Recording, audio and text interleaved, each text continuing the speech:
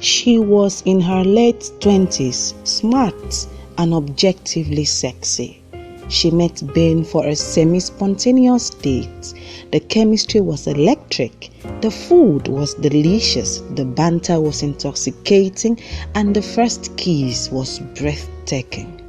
One thing led to another, and the next thing she knew, she was going at it with this virtual stranger in the back of his car. Well, it felt right at that moment. She was in a mess afterwards.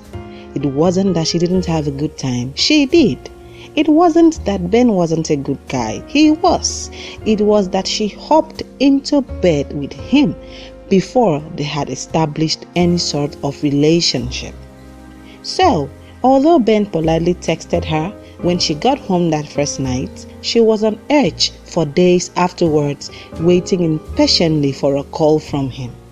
Friday went by. Saturday went by. Sunday went by. With each passing day, she felt a rising anxiety. What had she done?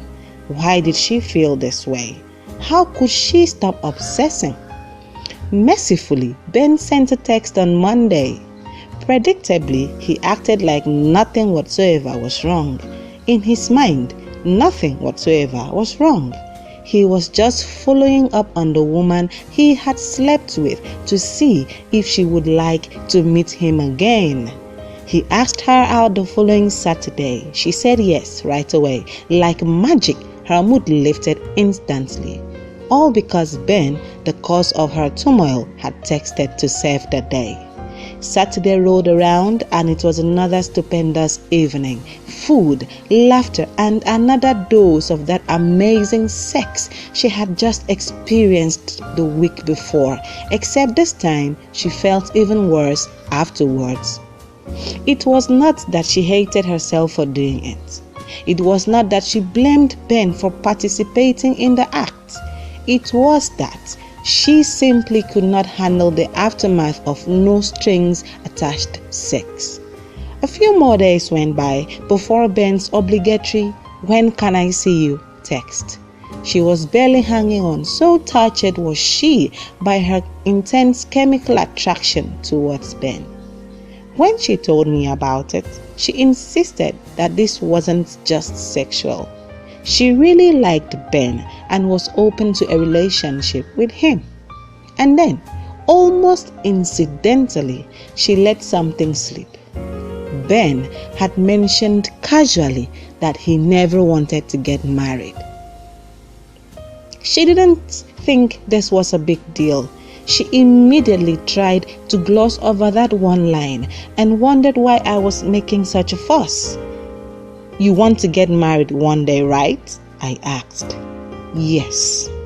"So why are you sleeping with a guy when you already know that the relationship is ultimately doomed?"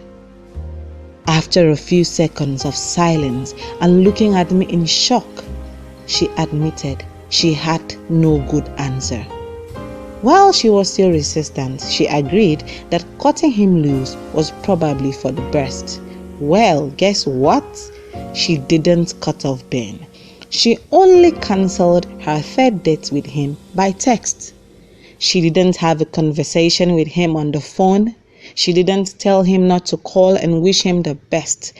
Basically, she made it sound like something came up and she would reschedule later. Basically, she made it sound like something came up and she would later reschedule. When I asked her why, she said meekly, "The sex was really good," before trailing off. Well, that's the end of the story. What do you think? Personally, I see it like sometimes people stay in a relationship simply because the sex is good. Like you see a partner who hasn't even been able to tell you if the relationship is heading somewhere or not, but simply because he or she makes you feel good, simply because you enjoy the touch, this person makes you feel good in bed, and so you are ready to endure anything.